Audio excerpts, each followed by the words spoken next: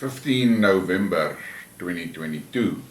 This Skidmark, I'm not going to include a lot of news clips and snippets and things like that. I'm just going to talk a bit because the things that are happening in the world is disturbing. But as you can see, I'm without electricity again. And last night, after I recorded it, the Skidmark, I sat here in the dark and I was thinking about a lot of things. One of the things that has been bothering me all along is, where does this vicious hatred for Russia and the Russians come from?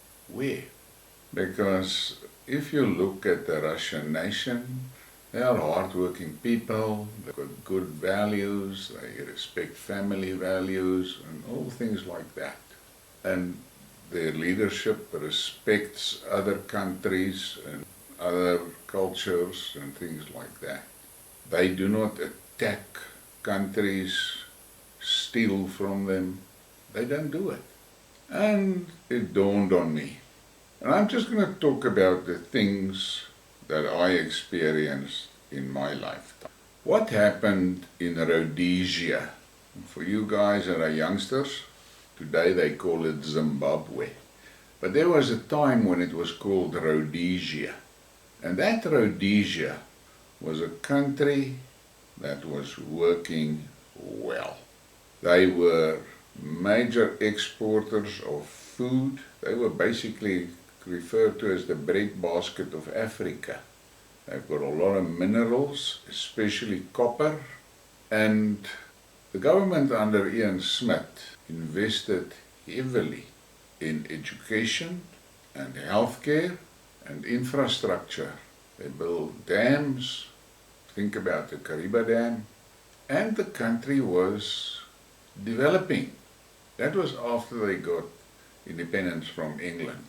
But the problem was, the colonial masters could not steal and pillage Zimbabwe because Ian Smith and his government was too awake for them. They had to pay fair prices for minerals and everything and those cretins did not like that. So they machined a major regime change after many years of a bloody war in which many people died. And I had friends at school whose family came from. And the fact is that eventually the country collapsed, a black government was installed, and the colonial masters were happy. They did not care about the food production. They were only after the minerals. And corporations started stripping Zimbabwe because those blacks in government were not intellectually able to face these pillagers. Plus, like in the old days, the trade between the natives was done by explorers with beads and mirrors and booze. The trade turned down to fancy cars and houses and money. And that Zimbabwean government is so corrupt.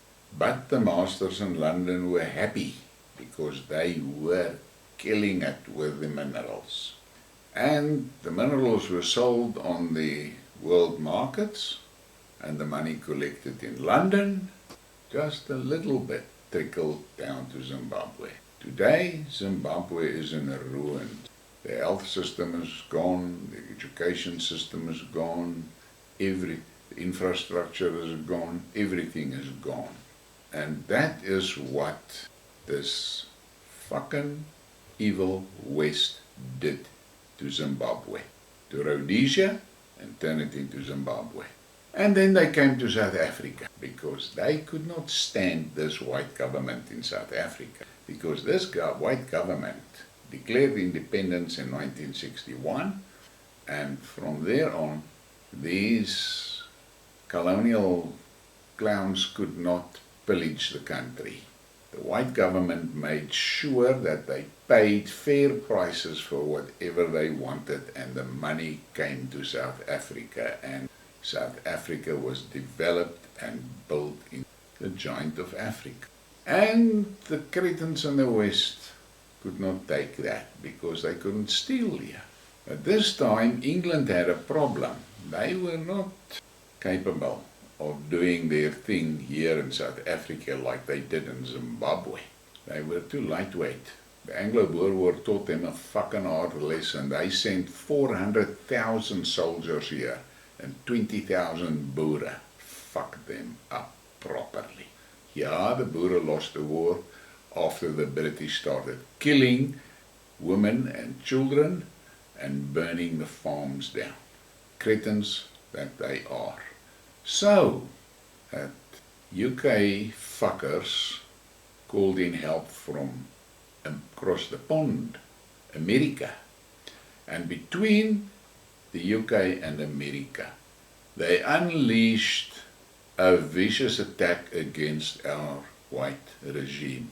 Sanctions, political isolations, you don't want to fucking know what they did with us. But we resisted them for a long time. But then eventually, democracy was brought to South Africa. And you know what happened after. Low IQ blacks were placed into control, and the West was happy because they pillaged the country, and that was the end of it. Nobody paid attention to the uncontrolled breeding of the blacks because the West likes that, because those millions of unschooled, unemployed people running around will create enough chaos so that they can steal to their heart's content. And that's what they did to South Africa. First Rhodesia, then to South Africa.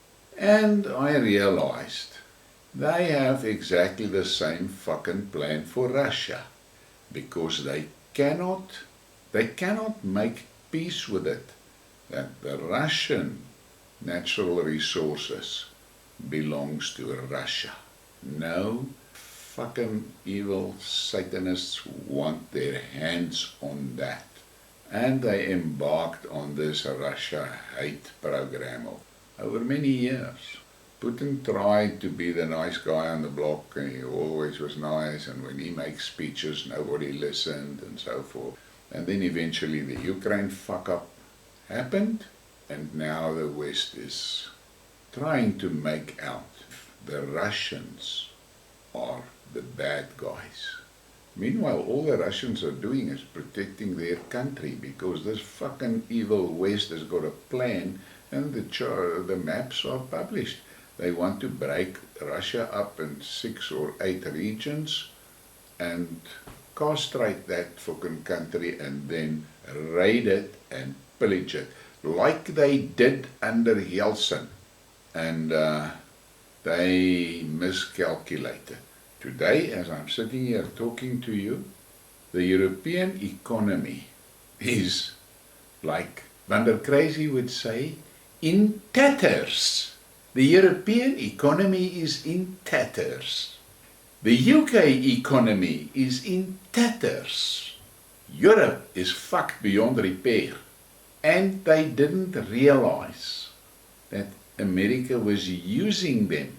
Just as America is using the Ukrainians in a proxy physical war with Russia, the Americans pushed the European economy into that war with Russia. And those sanctions backfired, fucked that economy, way beyond their wildest imaginations. Then, rumor has it, between the UK and the USA, they snipped the Nord Stream pipelines so that there is no chance of Europe recovering. Winter is there, here, people are going to freeze. And while all this cock is happening, the Americans are stealing the European industries. That's what they are doing. And it looks to me like there is also some mishaps in that plan, because many of those industries are now moving to China instead of to America. But this is how the West works. Now look, there's a lot of people that make stories about the Bible says this and the Bible prophesies that, and I'm not going to debate that. I'm just going to stick to what is on the table. And what is on the table is the West tried to turn the whole world against Russia, and that did not work. All of a sudden, instead of Russia being isolated, the West is isolated. The West is crippled on their energy, their economies are fucked, and their industrial base in Europe is evaporating. The question that I have is, what are those millions and millions of people in Europe going to do without jobs? I am going to spitball here and just think. Imagine for a moment, Germany decides, fuck this, and they climb out of that sanctions deal and get their relationship with Russia sorted out. Germany has got a problem.